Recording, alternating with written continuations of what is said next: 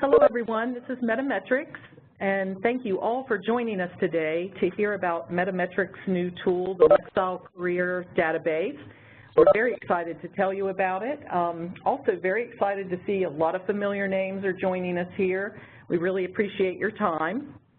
I'd like to introduce, first of all, our presenters today. First of all, Dr. Gary Williamson, who is a senior research scientist here at Metametrics, and was also one of the lead researchers on this particular project, the Lexile Career Database. I'd also like to introduce Dr. Eleanor Sanford-Moore. She is our Senior Vice President of R&D and also had a big hand in leading the development of the Lexile Career Database. And I'm Trilby Berger. I serve as Senior Vice President of Strategic Partnerships here at Metametrics.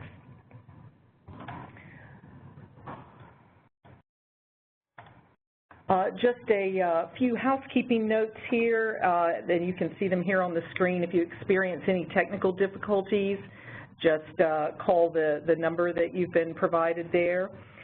We'd really appreciate any and all questions that you have. We are going to walk all the way through our presentation first and take the questions at the end of the session, but feel free to submit them along the way as they occur to you. You can submit those through the Q&A moderator, which apparently can be selected from the drop-down menu in the Q&A panel.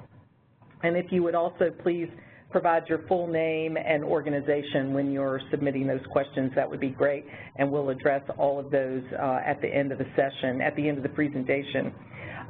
Another note, just to let you know, we will be following up after the presentation with an email that will include a recorded version of this presentation, the PowerPoint, and some support materials about the things that you're going to learn about today. And our agenda for the day, we're going to introduce you to this cool new Metametrics tool, the Lexile Career Database. We'll be talking about the research that went into the development of the database. We'll also be talking about using the database as an interpretive framework. We're also going to introduce you to another tool that can be used, new tool that can be used in conjunction with the Lexile Career Database. That's the Lexile Growth Planner. And then we'll talk about the next steps, how you can actually get these tools, how we can work with you to help incorporate those into your product offerings.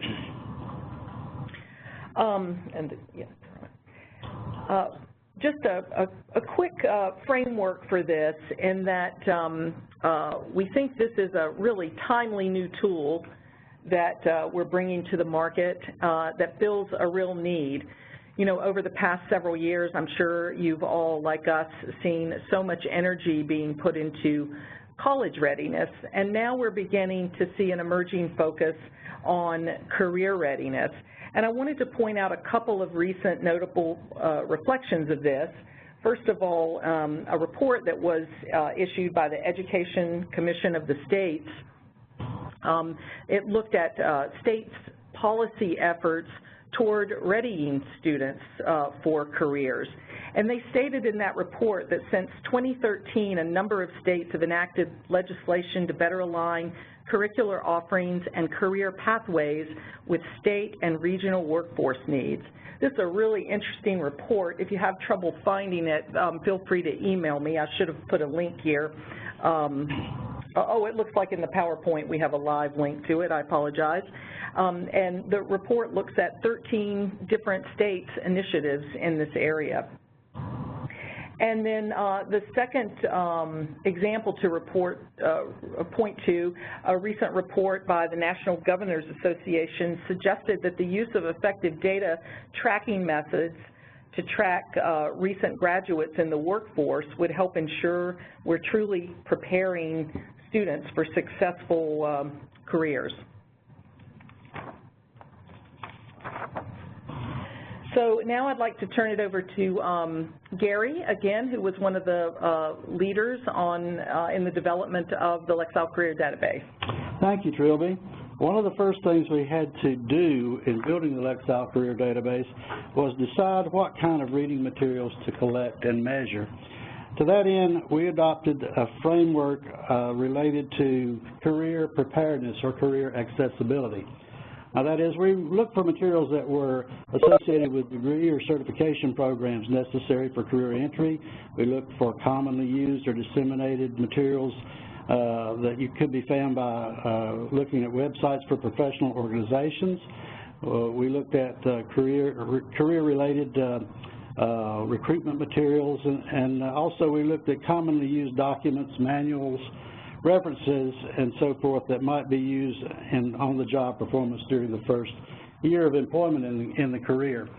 So we're really focused on preparedness and accessibility rather than career success. That is, we did not go out into the workplace and observe workers and try to connect with some sense of or some operationalization of the idea of success.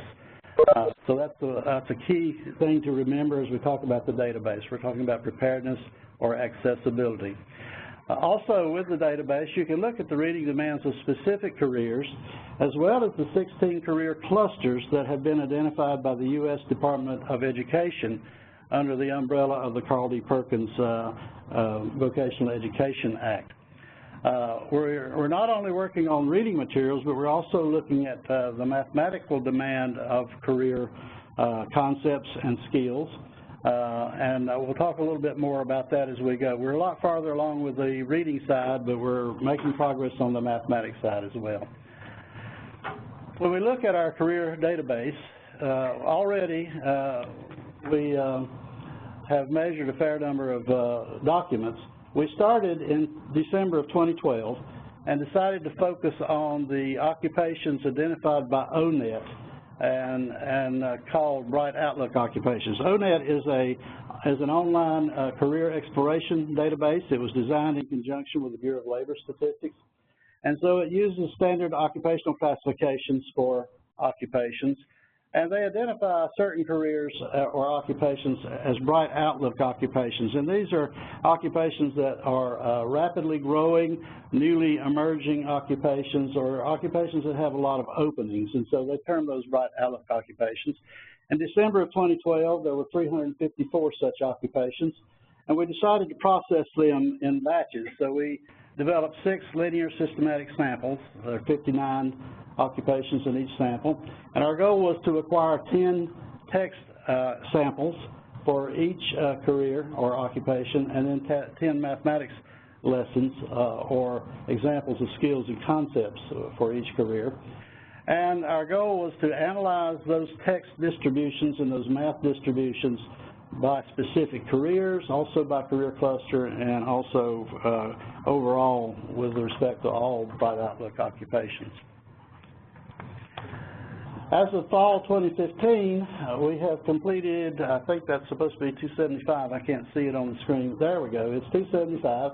And 236 of those were from ONET and were Bright Outlook occupations and corresponded to phases 1 through 4 of our research design. We also added 39 careers at partner requests, and so that's how we got to the 275. We're still working, and we have phases 5 and 6 ahead of us in terms of the Bright Outlook careers. We're also working with a partner, Job Corps, to identify the skills and concepts, mathematical skills and concepts associated with various occupations or careers. The Job Corps has done a lot of work to identify the skills and concepts, and we will be looking at those and measuring those as well and incorporating those into the database as time goes on. So to kind of recap, the Lexile Career Database offers Lexile measures for over 250 careers, as well as other descriptive information for each career.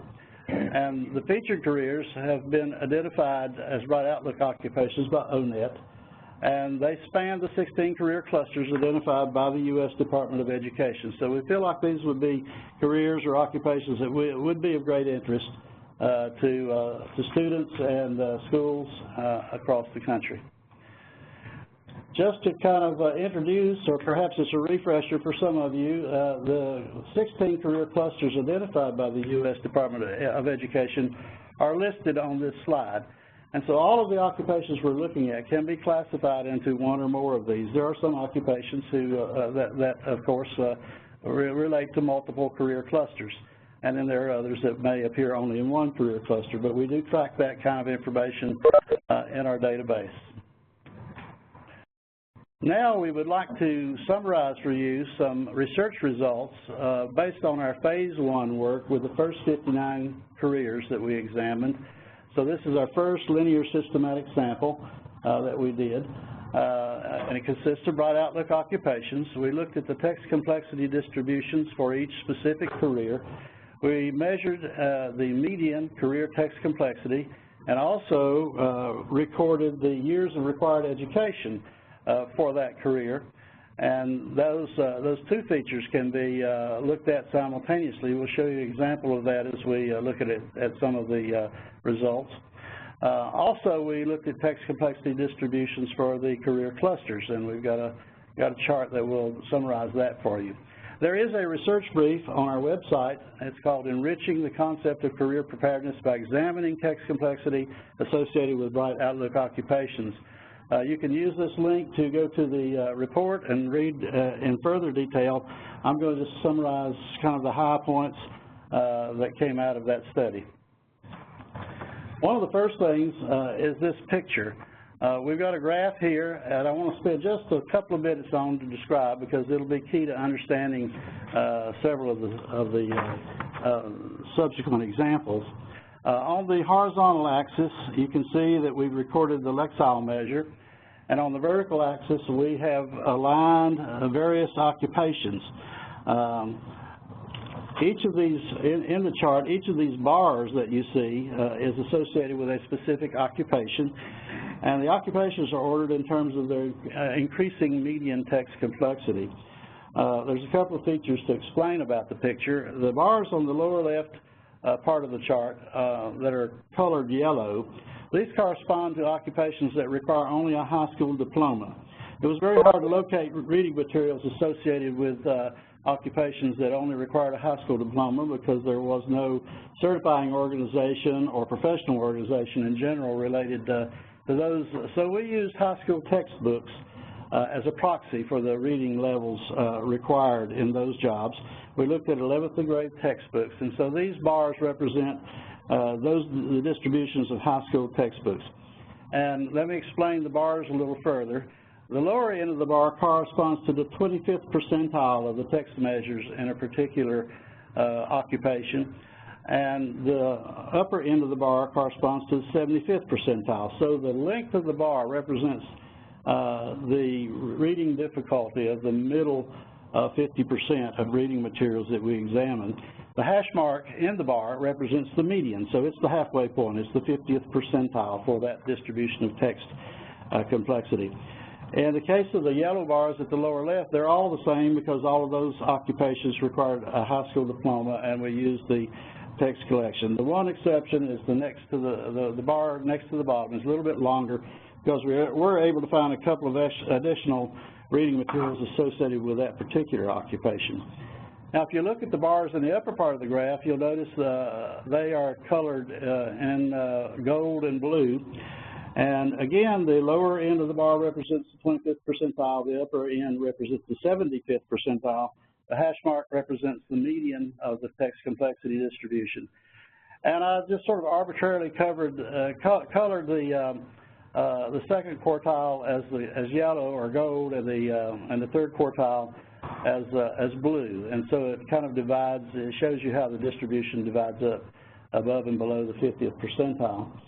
And you can see now very clearly that these rise as you go from left to right, and they are ordered in terms of increasing median text complexity.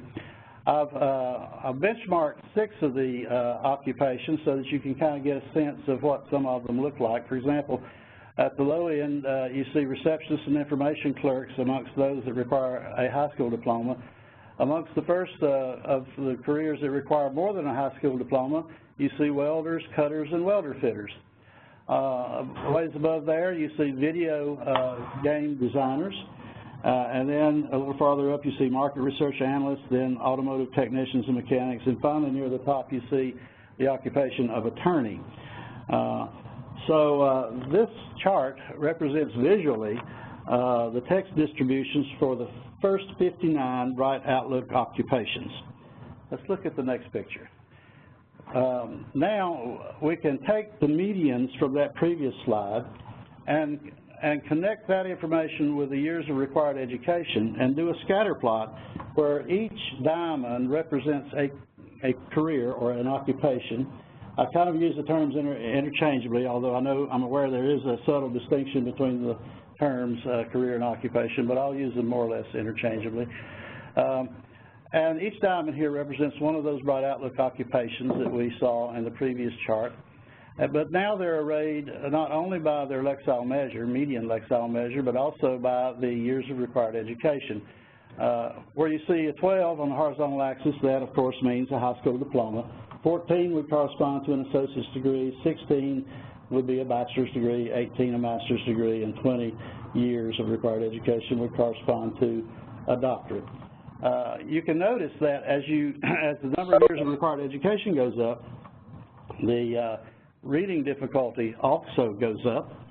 And you can also notice that within a particular level of education, there's a great deal of variability in terms of the level of the reading materials. For example, if you look at the occupations that require a bachelor's degree, that is those that are coded as 16 years of required education, there's quite a range of difficulty from a little above 1,200 Lexiles to a little above 1,600 Lexiles in terms of the median text difficulty of the various occupations. In this picture, I've benchmarked the same 6 occupations and drawn an arrow to the diamond that corresponds to the particular ones. This is another way of displaying the information, and this gives you the additional perspective about years of education as well as text difficulty. A third part of the research summary that we did was to look at the occupations grouped into the 16 career clusters. And this is another chart that where the bars represent the middle 50% of the texts in terms of their text difficulty. The lower end of the bar is the 25th percentile, the upper end is the 75th percentile, the hash mark in the bar represents the median or 50th percentile of the text distribution. And you can see that there's some variability in terms of where the text distributions lie for these career clusters.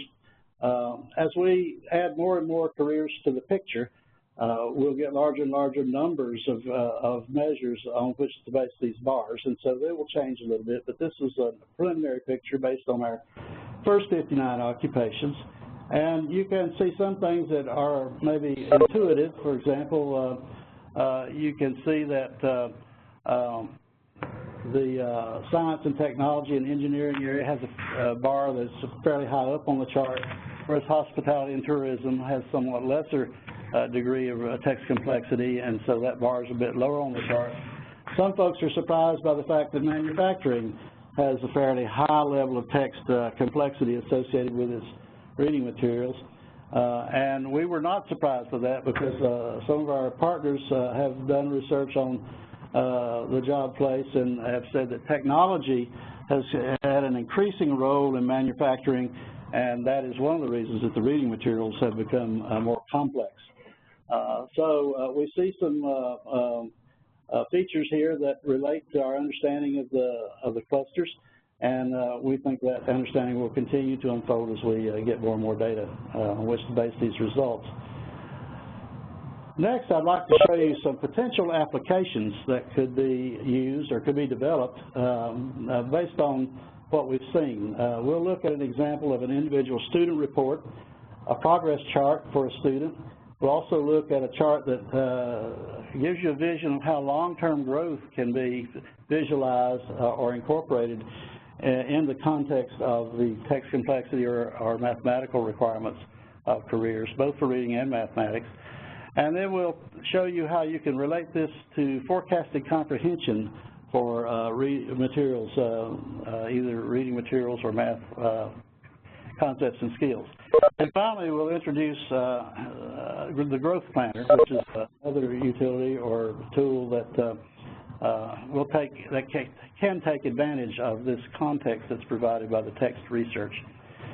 Let's go to the next slide and look at our first example. We'll go back to our original picture, except now I have overlaid a vertical reference line, and it's at 1325 Lexiles, and it represents the reading ability of a student who I will call Danielle. So we could, for example, prepare a chart like this for Danielle, and we could show any of the Bright Outlook careers. You'll see now along the left axis there are a series of numbers. Those are standard occupational classification codes, and those relate to each of the career bars. That's a sort of a shortcut name for the occupation.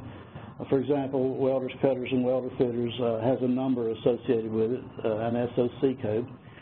So Danielle can look at this chart and look at her performance and see how she performs relative to the text complexity requirements of the various occupations. Danielle's reading ability is such that she would be very confident in terms of any of the jobs that require a high school diploma. She would be relatively confident in any of the jobs from welders, cutters, and welder fitters on up to video game designers. But as you move up further and Danielle's reference line starts going through the gold part of the bars, that's the second quartile and it's below the median. That means Danielle's going to experience some challenge with the reading materials in those occupations. So in essence, where her reference line falls with respect to the gold and blue parts of those bars will tell you whether or not Danielle will be a confident reader in that occupation or whether she might be a challenged reader in that occupation to the extent that we're able to generalize from the samples that we have. Let's look at the next picture. We'll take that picture and put it on its side. And now we'll imagine that we've had successive measures of reading ability for Danielle, and they're represented by the stars in this picture. The 1325L is the rightmost star, and then there are two stars prior to that, which we'll assume were occasions when her reading ability was measured earlier in her high school career, for example. And so you can see how we could begin to track Danielle's ability over time and see how that compares with the post-secondary requirements associated with these various Outlook occupations or careers. Let's go to the next one.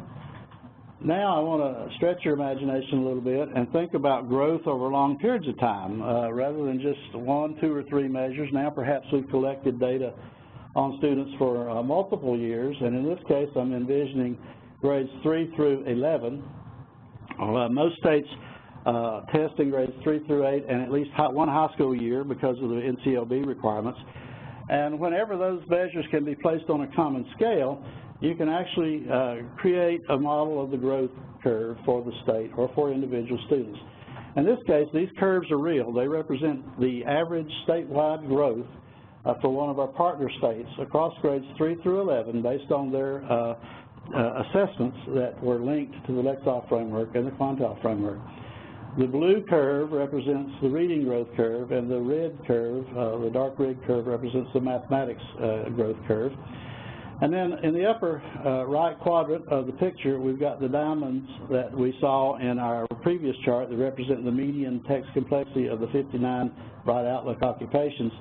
And then I have schematically included little red X's to represent possible measures of mathematics difficulty for various careers. And we don't actually have those empirically yet, but once we have collected enough materials and measured them and done the summaries, there can be mathematics measures in this picture as well. And that's the only thing that's schematic about this picture now. The rest of it is real and based on empirical results. And so what it illustrates is that you can look at student growth over long periods of time and align that or see how that is aligned with the requirements in the various occupations in reading and eventually in mathematics as well.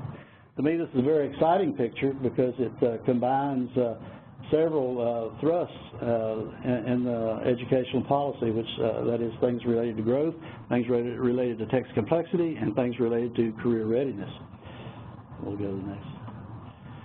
And then our last example is an example where we've again returned to Danielle, and we imagine her reading ability at 1325 Lexiles, and we compare that with the median text complexity for these various Bright Outlook careers or occupations.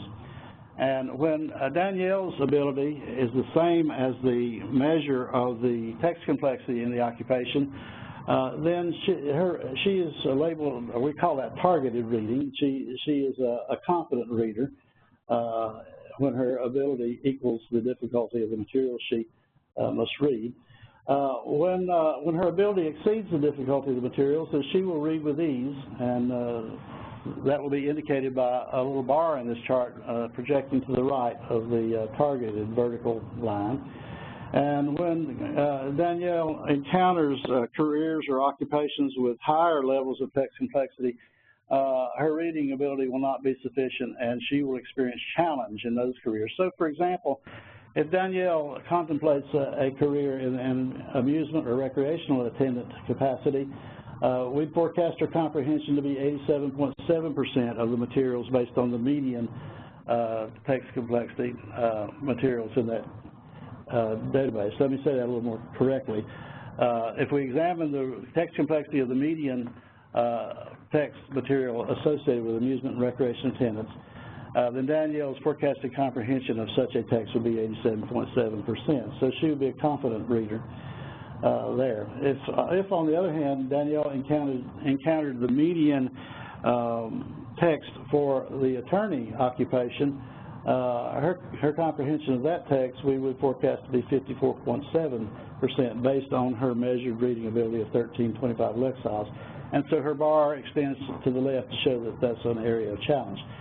So a picture like this can, at a glance, inform Danielle of careers where she is well matched in her reading ability and careers where she would find some challenge, and careers that she might find relatively easy in terms of just reading the materials associated with the occupation. So let's kind of summarize. We've talked about the Lexile Career Database and some of the research. But some of the highlights about this career database are these points on this slide. The database focuses on the reading demand associated with career readiness. Very important, it uses a common scale for readiness across all the careers. And currently it's the only metric available that would offer a comparison and a description of the reading demands of careers. It also provides valuable information that students could use for goal setting, or counselors or teachers could help and use this information in advising students. And it provides a new resource for partners and states to use to address the emerging emphasis on career readiness in the United States. And with that, I'm going to wrap up, and we'll transition to Eleanor Sanford-Moore to talk about the Growth Planner. Thanks, Gary. Gary has described several ways that the Lexile Career Database could be used. I'm going to talk a little bit and describe another way to use the Career Database with a utility that Metametrics is developing, the Lexile Growth Planner. And what this does is it tracks Lexile measures across multiple assessments, because students take different assessments as they progress through their education. It looks at growth analytics and forecasts future performance based on how they've been performing in the past. It also can have several backdrops or interpretive frameworks to compare that past and future performance. One could be what we've been talking about with the college and career readiness text complexity demands, could be from the career reading demands, or more of a normative perspective, looking to see how other students perform. This is an example of what it will look like, and there are 5 different aspects I want you to look at that you can see from this schematic. The first one is you can just see the student's past data. So this student has actually taken several different assessments over grades 1 through 5. You see those actual data points. There's also the dashed line there is a forecasted performance. Given how they've been performing in the past on those state assessments, how are they likely going to continue their reading progression? Then you see a solid line, which is the continuum of text complexity, but it also leads to a specific career that we've been talking about, the video game designer, and where the demands are for that career. And then there's also a red line in between. That's the suggested trajectory to bridge that current performance to that college and career readiness target. So this way you can get a full picture of where a student is, how they'll likely perform if they continue at the same level, what they need to do in order to progress up to much more college and career ready by the time they reach grade 12. several benefits of the Lexile Growth Planner. The first one, as Gary mentioned, even with the career database, is it uses a common scale to look at all across all these different assessments, the careers. So we're able to look at all of those pieces and understand how they fit together. Capitalizes on longitudinal data, and it's also able to put both the student and those, either the text complexity in case of the Lexile side or resource measures on the Quantile side, put those together so you can see how those two pieces fit. Again, it offers multiple interpretive contexts for college and career readiness, including the post-secondary text complexity, the career text complexity, various English language arts state assessment standards, and just different ways to think about achievement in relation to college and career readiness standards. And the main thing is that it provides a long-term view of growth, and to look at that from whatever assessments they took in first or second grade up through what they're taking in 12th grade. So we can look at that whole perspective to see how each individual student is progressing. That'll give you a little bit of an overview of what's to come with the Lexile Growth Planner. So now I'm going to turn it back over to Trilby. Thank you very much, Ellie. And we hope that you see value in potentially adding one or both of these components to your product or other service offerings. Both of these are available through a license arrangement with Metametrics. You can license them together or separately, and we would be happy, our team would be happy to talk with you about your particular use case and advise on how these might be integrated into your products. Regarding the Lexile Career Database, as you can see here, that's delivered in an Excel file. And for each career, you're going to see the career name, the SOC code, which Gary referred to earlier, the career cluster it's a part of, number of years of education, and the typical reading demands expressed in the Lexile metric. Right now, as you heard earlier in the presentation, there are 275 listings in this database. There are 2 more phases of research to go. You can license the 275 now in the database, and your license fee would also include the future updates, future and ongoing, actually, updates to the database. The Growth Planner is provided via a web service, and again, we can talk with you further about how to integrate that, either with the career database, or I know some of you joining us on this call have worked with us to link your assessment products to either the Lexile and or the Quantile scale. The Growth Planner could also be used separately with your testing products also, and we're happy to talk with you about that. You see my contact information here. If you'd like to take a next step, have a more in-depth discussion, we're happy to do that. So now we'll move on. Are there any questions there? If you'd like to submit those, we'll be happy to entertain those for the next 20 minutes here. We'll just give it a minute. I think they're coming in.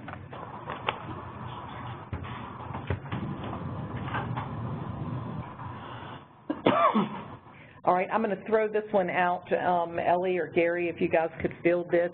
Have you evaluated first and second year textbooks to compare career text complexity to college text complexity? In the context of the career database, no, but we have, in our broader post-secondary research, looked at the workplace reading materials, and we've looked at first and second year texts in universities, community colleges, and trade colleges. And we have that information summarized in a research brief that is on our website. We can send out that link with the follow-up email. Okay. Are there any other questions? Well, certainly if there aren't now and some come up at a later time, feel free to contact us. We're happy to entertain those. Oops, I think we got another one. That you might want to take off. Okay. Is there an arrangement between metametrics and ETS? We have a long-standing partnership that involves a lot of different aspects with ETS, yes. Oh, I see, and here is you further clarified, linking TOEIC and TOEFL to the Lexile database. Is there an arrangement between metametrics and ETS linking TOEIC and TOEFL to the Lexile database? And yes, both of those have been linked, and they can get Lexile measures after they take the assessments. Right. Mm-hmm. Mm-hmm.